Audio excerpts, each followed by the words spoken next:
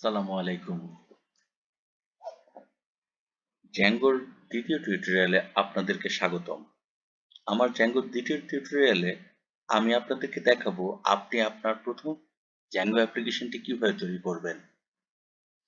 Zango অ্যাপ্লিকেশনের তৈরি করার জন্যে প্রথমে আমরা পাইথন ইনস্টল করে নেব এবং এর সাথে আমরা একটি ফোল্ডার তৈরি করে নেব যেখানে আমার কোডগুলো রাখবো। ফোল্ডারটিকে আমি VS কোড দিয়ে ওপেন করে নিচ্ছি এবং আমি প্রথমে একটি ভার্চুয়াল এনভায়রনমেন্ট তৈরি করে নিই।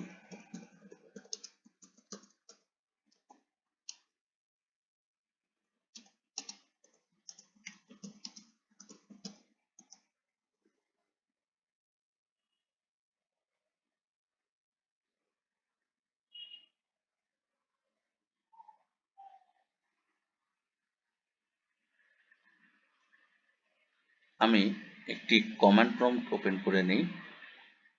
কমান্ড প্রম্পটে আমার ভার্চুয়াল এনভায়রনমেন্টটিকে অ্যাক্টিভ করতে venv অর্থাৎ আমি যে এনভায়রনমেন্ট ফাইলটি তৈরি করে নিয়েছি সেই ভার্চুয়াল এনভায়রনমেন্টটিকে অ্যাক্টিভ করার জন্য venv scripts activate লিখে প্রেস করলেই ঠিক এখানে আপনারা এটিকে অ্যাক্টিভ অবস্থায় দেখতে পাবেন। আমি বর্তমানে জ্যাঙ্গো ইনস্টল করে নিই আমার এই ভার্চুয়াল এনভায়রনমেন্টে।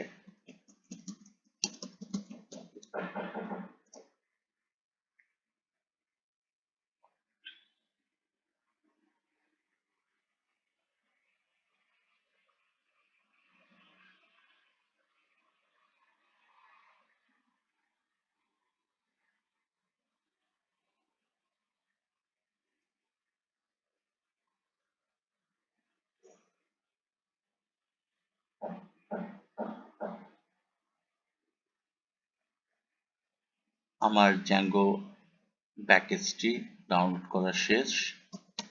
এখন আমি আমার প্রথম জ্যাঙ্গো অ্যাপ্লিকেশনটি তৈরি করব।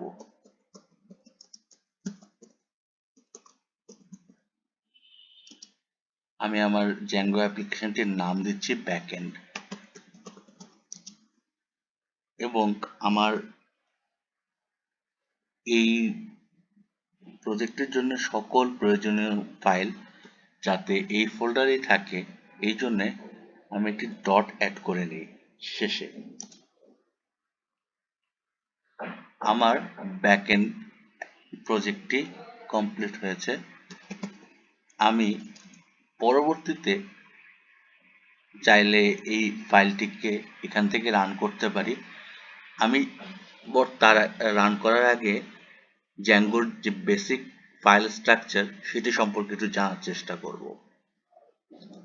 এখানে আমরা কয়েকটি জিনিস দেখতে পাচ্ছি। এক, manage.py। manage.py আমার একটি ম্যানেজমেন্ট টুলস যেটির মাধ্যমে আমার এই সকল প্রজেক্টটিকে ম্যানেজ করা যায়। এটির মাধ্যমে আমরা আমাদের অ্যাপ্লিকেশনটিকে রান করব, টেস্ট করব, ডিবাগ করব, মাইগ্রেশন করব। এখানে init.py আমার এই প্রজেক্টের ইনিশিয়ালাইজেশন ফাইল।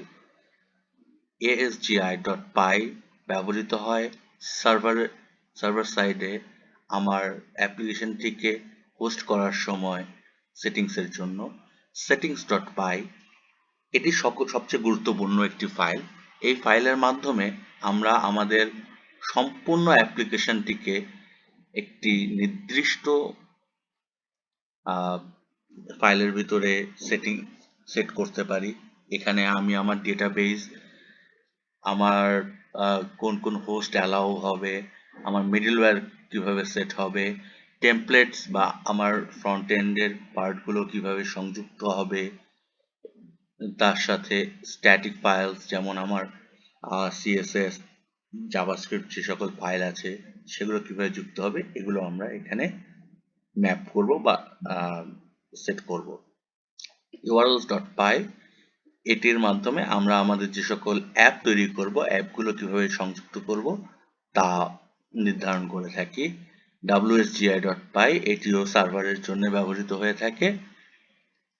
আজকে এই পর্যন্তই। তার আগে আমরা আমাদের অ্যাপ্লিকেশনটিকে রান করে দেখব। আমাদের জ্যাঙ্গো অ্যাপ্লিকেশনটিকে রান করার জন্য যে কমান্ডটি প্রয়োজন, python manage.py run server।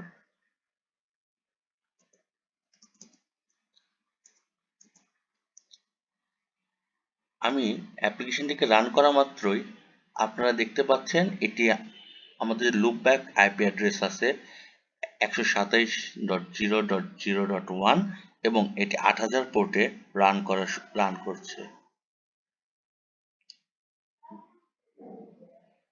আমি যদি এখন আমার অ্যাপ্লিকেশনটিকে রান করি, সেক্ষেত্রে আমার প্রথম অ্যাপ্লিকেশনটি দেখতে অনেকটি এরকম হয়। ধন্যবাদ। আসসালামু আলাইকুম।